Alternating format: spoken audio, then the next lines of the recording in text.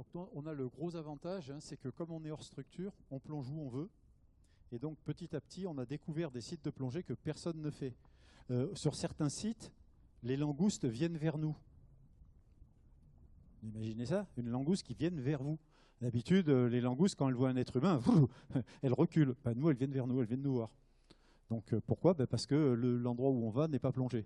Globalement, quand on fait un site de plongée, on laisse 6 à 8 mois avant d'y retourner.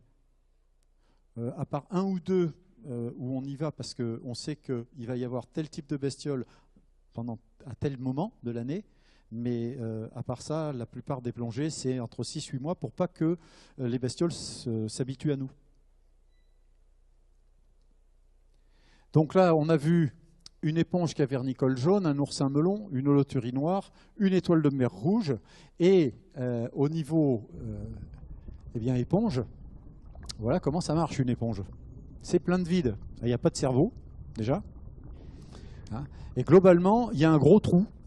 Il y a même plusieurs gros trous. Ces gros trous, le nom, c'est oscule, à vos souhaits. Et il y a des petits trous. Alors, par les petits trous, l'eau rentre.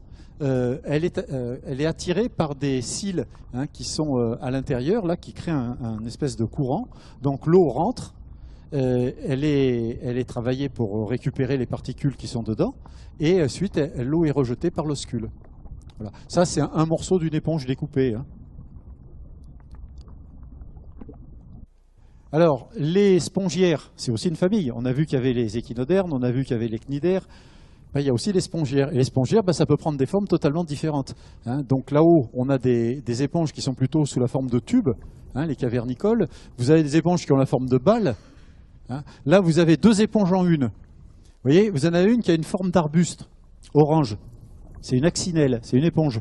Et elle est en train de se faire phagocyter par une éponge fétide, qui est derrière, c'est la grosse boule qu'il y a derrière. Fétide, pourquoi? C'est pas, ça n'a aucun rapport avec la famille Adams. Hein, fétide, c'est parce que quand vous la sortez, que vous la laissez dehors, ça sent pas bon. Là, vous avez une éponge pinceau, comme ça. C'est tout petit, les machins tout petits comme ça. Et puis là, vous avez une éponge oreille d'éléphant ou corolle. Hein, voilà.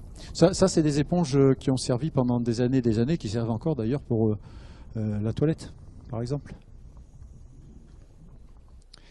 Alors maintenant, nous allons quitter ce monde merveilleux du coralligène pour aller vers le sable. Le sable et le merle. Alors qu'est-ce que c'est que le merle? Le merle, c'est des algues calcaires, au même titre que les algues qu'on a vues sur le coralligène, qui étaient sous forme de lamelles. Eh bien, le merle, ça va être des algues calcaires sous forme de boules, et qui ne sont pas fixées, elles peuvent rouler. Et donc, le merle, pareil, il a besoin de pas trop de lumière, sinon ça ne lui plaît pas, et il lui en faut quand même un peu. Donc globalement, nous dans nos eaux, c'est entre 40 et 50 mètres qu'on va trouver du merle. Et ce merle, on trouve des bancs avec des épaisseurs conséquentes, plutôt du côté de Béna Porcro. C'est plutôt de ce côté-là. Si on va de l'autre côté de la rade, on n'en trouve pas, ou très très peu. Donc le merle, c'est une accumulation d'algues qui va se faire au fur et à mesure des centaines d'années.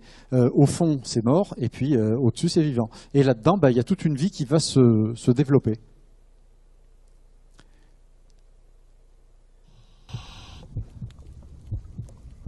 Vous voyez, quand vous arrivez là, vous vous dites, il n'y a rien. C'est plat, il n'y a absolument rien. Ben si.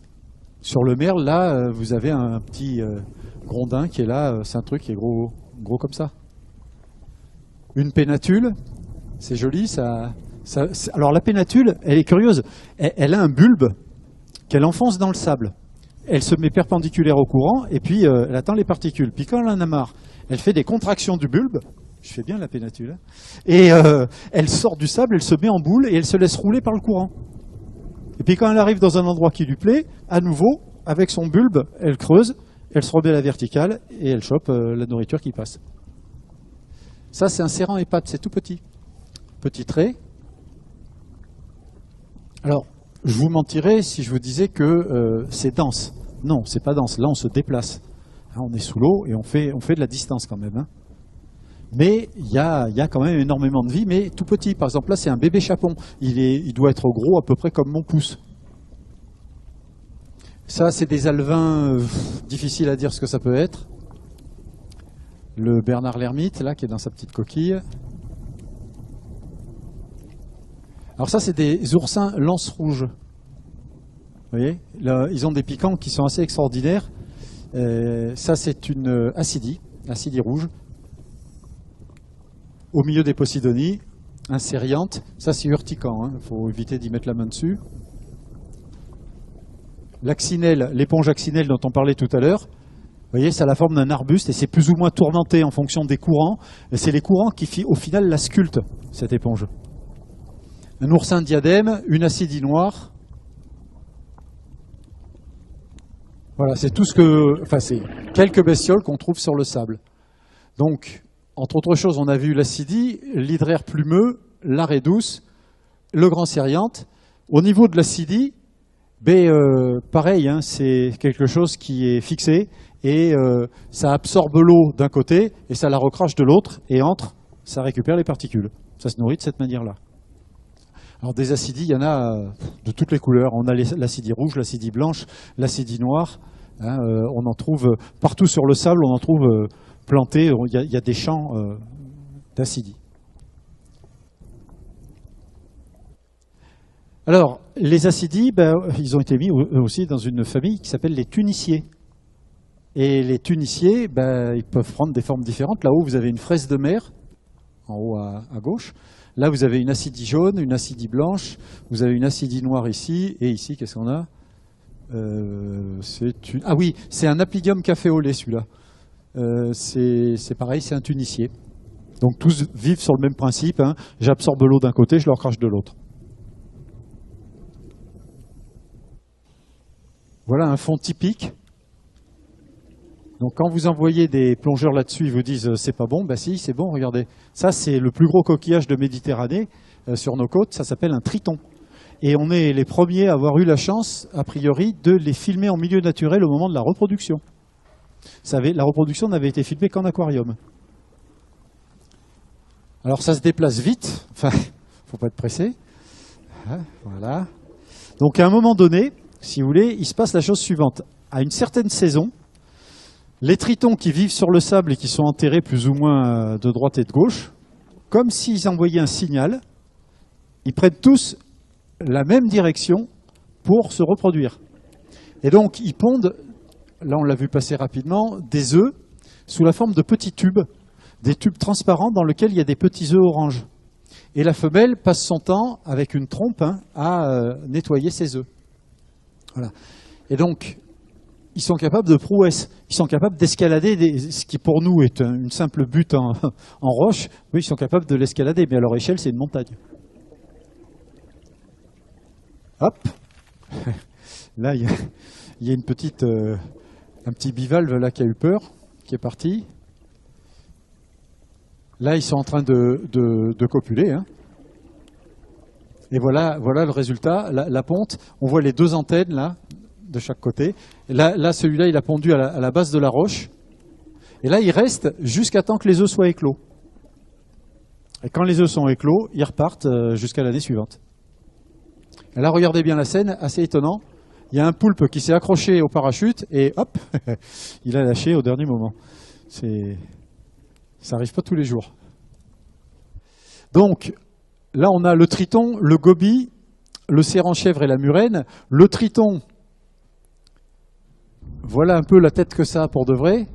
Il y a une coquille. Alors, les yeux, c'est des têtes d'épingle. C'est deux têtes d'épingle, les yeux. Et il y a une trompe au milieu. Et donc, nous, on a réussi à filmer la femelle avec sa trompe. Elle prend un tube contenant les œufs et elle le nettoie.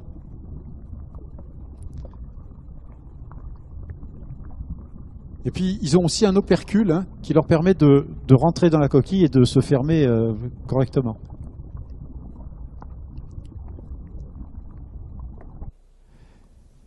Ils font partie de la famille des mollusques, et les mollusques, voilà, ça peut prendre des formes totalement différentes. Ça peut être le triton, mais ça peut être aussi le poulpe, c'est un mollusque. Ça peut être un doris, comme ici, ça peut être un pleurobranche tortue, comme là-haut, ou ça peut être une godiva orange, qui est là-haut. C'est la famille des mollusques. Alors, les Posidonies, quand elles se font arracher par la tempête, elles se baladent pendant des kilomètres et des kilomètres sur les fonds marins. Et quand il y a du courant, comme ça, on assiste à des vols de Posidonies. C'est assez joli. Et là, on est sur un fond de sable. Tout à l'heure, on était sur des fonds de merle. Là, on est sur un fond de sable. Ça, c'est un grand hydraire plumeux. Alors, d'après ce que j'ai entendu dire, normalement, il doit y en avoir qu'en mer chaude, sauf que ici, il y en a plein. Donc, ma foi, je ne sais pas. Étoile de mer, avec ces petits piquants, des padules.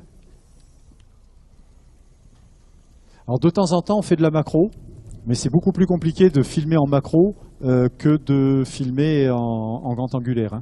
C'est assez compliqué pour faire la mise au point. Voilà.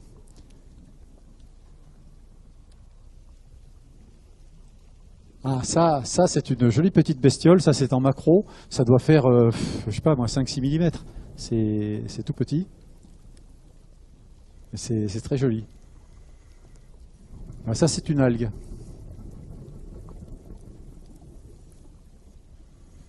Dès qu'on passe en macro, on rentre dans un nouveau monde. On voit les choses sous un angle différent. Il y a des choses qu'on ne voit pas à l'œil nu et qu'on voit à partir du moment où on filme ça en macro. Là, l'étoile de mer en question, là, elle est en train de digérer quelque chose. Une éponge fétide avec une acidie qui s'est fixée dessus. Spirographe, un verre. Alors ça, c'est très beau. Ça bouge en permanence, là, comme ça, au gré des courants. Ça, c'est les polypes d'une gorgone. Donc, là, spirographe, anémone, poulpe, flavéline. Et donc, le spirographe, c'est les vers. Les vers, c'est quoi? C'est en général un tube membraneux que le ver sécrète, et il vit à l'intérieur de ce tube. Et il a un panache branchial au-dessus qui lui permet de respirer, de se nourrir. Globalement, ça marche comme ça. Dès que vous approchez, ça rentre dans le tube. Et ça met un certain temps avant de sortir. Donc, dans cette famille de vers, vous allez trouver des vers de formes différentes. La salmacine, c'est un ver. Vous allez trouver la bonellie. La bonellie, là, on la voit passer là-haut. C'est une espèce de langue fourchue, comme ça, avec une espèce de grande langue. Et on ne voit jamais la bestiole. La bestiole, elle est toujours dans des petits trous. Et quand vous voyez une bonellie, vous êtes sûr d'une chose, c'est que c'est une femelle. Alors pourquoi? Tout simplement parce que le mâle vit à l'intérieur de la femelle. Il passe toute sa vie à l'intérieur et il fait quelques millimètres. Et donc, impossible à voir, quoi.